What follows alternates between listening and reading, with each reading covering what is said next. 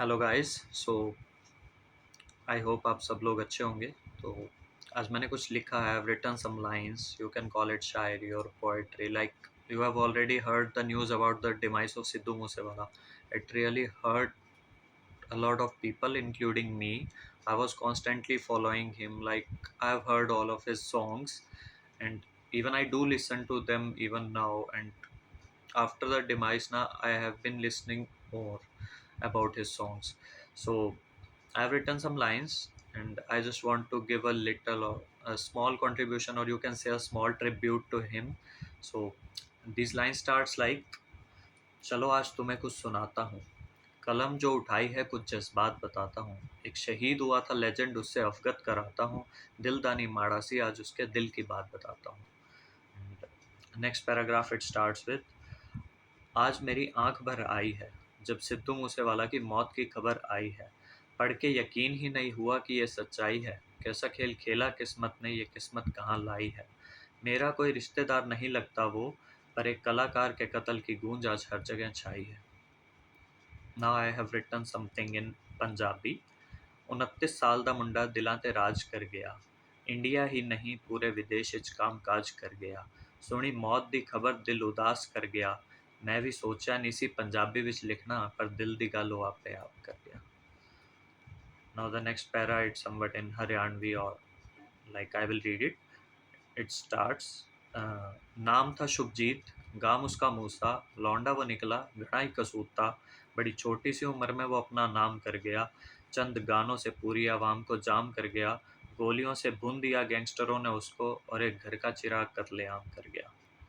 And one thing I would like to tell you, you might have noticed in his songs, like वो मुझों पे ताव देता था, तो आई हैव रिटन समथिंग कि आवाज सिद्धू दी इंज बुलंद सी, पूरी इंडस्ट्री दा कंपटीशन सी, ताही मुझ ते घमंड सी.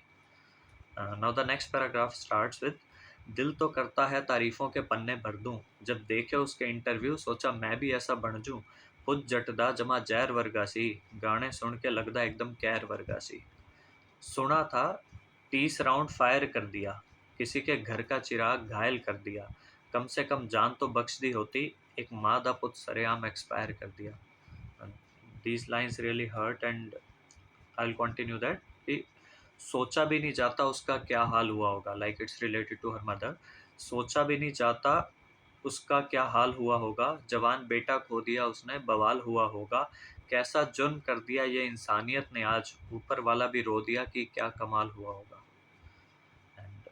And the next paragraph is devoted to his father. Like you might have seen the videos getting viral after his death ना, कि उसके पिताजी ने लाइक अपनी पगड़ी उतार दी थी.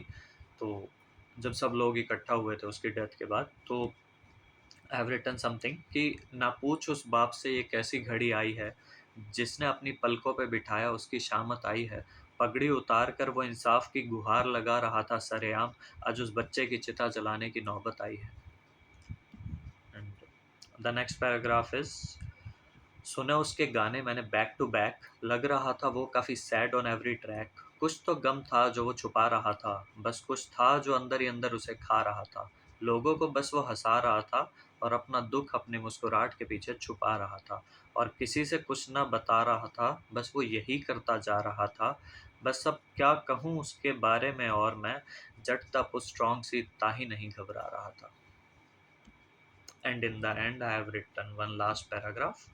So it's like, वो सरदार था, दिलों पे उसका राज था, उसकी कलाकारी का एक अलग अंदाज था, कुछ ही सालों में वो इंडस्ट्री में चढ़ गया, पता ही नहीं चला कब वो असलियत में मर गया, चला गया भरी जवानी में सबको छोड़ के, अपनी यादों को हमारे दिलों से जोड़ के, पर कोई ना एक दिन ऐसा भी आएगा जब बुराई पे अच्छाई का मंजर छाएगा, और तू देखना है खुदा, सच्चाई की जीत होगी और बुराई का नामो निशान मिट जाएगा. Thank you so much. Thank you.